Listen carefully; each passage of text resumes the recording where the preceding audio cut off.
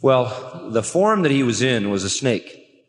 It says, and the Lord God said unto the serpent, somehow Satan manifested himself through that serpent. Now that's getting into something we really don't know all the details about. But back in verse 1 of chapter 3 it says, now the serpent was more subtle than any beast of the field. Now to be honest with you, we don't know what form the serpent had in the garden. We just don't know. There are some who believe that at that point in time the snake might have been up in the trees or whatever, because when he was cursed to crawl on his belly in the dust, all his days and so forth.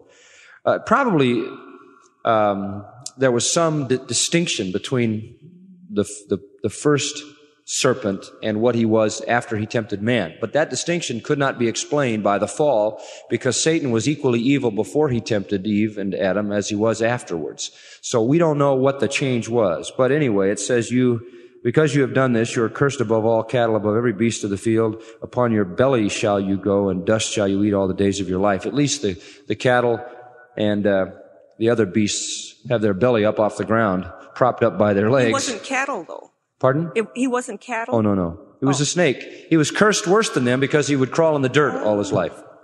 Because in those two verses, they said something about cattle. So when Right. He would be cursed above. In other words, the curse impacted all animals. But his curse was more severe than the cattle's curse, more severe than the beast, because he was left to crawl in the dirt. Some people think that maybe before that he had legs. I really don't know. Nobody knows. No. Oh, right. Thank you. But I would think that maybe there was some way in which he was erect, or some way in which he traversed the trees, or whatever. I don't know. But his curse was more severe just by virtue of the fact that he would crawl in the dirt, a more humiliating stance. And frankly, if you were to take a vote on the most unpopular animal in the world, it's quite confident that the snake would win. True? I mean, how many of you are really into snakes? Not very many. It's a despicable kind of creature that slithers around and